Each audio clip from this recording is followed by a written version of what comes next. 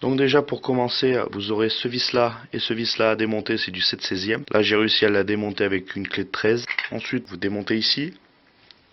Ensuite vous démontez ici et vous démontez le vis qui se situe ici. Et ensuite, afin de ne pas perdre le vis, je le remets sur son support. Je constate que le diffuseur est coupé, donc il y aura besoin de faire un petit coup de soudure.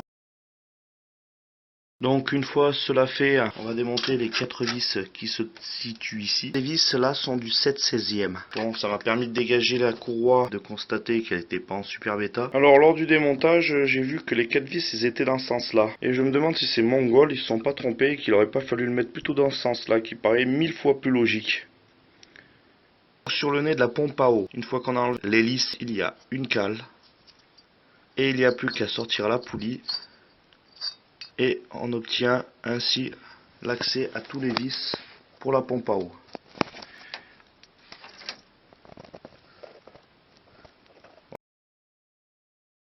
Donc pour avoir plus grande liberté pour pouvoir démonter la poulie d'arbre de Villebrequin, je vais enlever au 1/2 les 2 vis ici présents qui tiennent le support moteur. J'ai démonté la partie calostar, démonté le cache-culbut, donc c'est un vis ici, un vis ici. Attention de ne pas perdre les 3 parties. J'ai les joints qui sont fatigués donc à changer. Pour pouvoir accéder à la rampe de culbut, pour pouvoir démonter la culasse. Hop. Et ensuite, donc comme on peut voir ici, il y a 1, 2, 3, 4, 5, 6, 7, 8, 9 vis qui tiennent la culasse. C'est à la clé de 14. Donc, vu que les RTA ne parlent pas d'un ordre particulier, je vais quand même procéder à un ordre en croix. Il vous sera dans l'obligation de tourner le Villebrequin avec une clé de 34 pour pouvoir accéder au boulon. Sinon, vous voyez, regardez, on va être gêné par les boulons de réglage de culbuteur.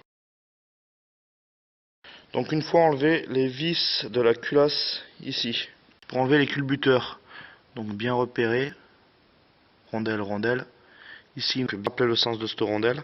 Alors je sais pas si le fait qu'elle soit pliée c'est normal ou pas, en quel cas je la changerai en neuve, et rondelle. Ensuite pour le dégager, moi je propose de mettre un tournevis dessous et puis de le soulever légèrement, d'un côté puis de l'autre.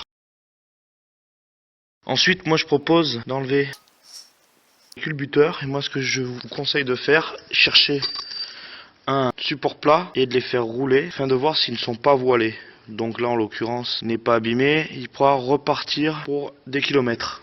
Donc voici la tige 8, regardez je la fais bouger. On voit qu'elle roule parfaitement. Maintenant voici la tige 7.